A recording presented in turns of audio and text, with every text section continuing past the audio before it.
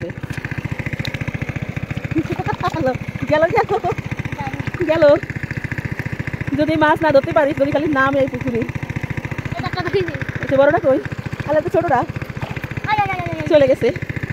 এই স্রোতে কি আটকান যায় নাকি? বুঝছে, এটা পুঁটি মাছ। পুঁটি মাছ ধরতেছে, চিন্তা করো।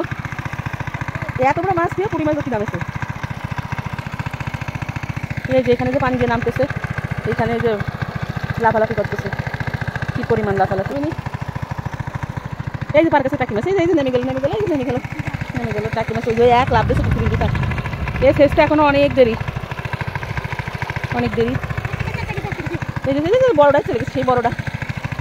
ধান খেতের ভিতরে অনেক মাছ আছে, পুরা নালি কেটে দেয় না, সব পানি এমনিতে বাবে আর মাছগুলো নামবে। আর ওই উপর উপর দিয়ে যে মাছগুলো রয়েছে না, সব মাছগুলা ধান কাটলে বেরোবে। থাকে ছোটো মাছ ধরতে হবে না, উঠে আয়, আমি বাড়ি যাবো। উঠে আয়, আজকে এখানে পুকুর ছেঁচা হচ্ছে।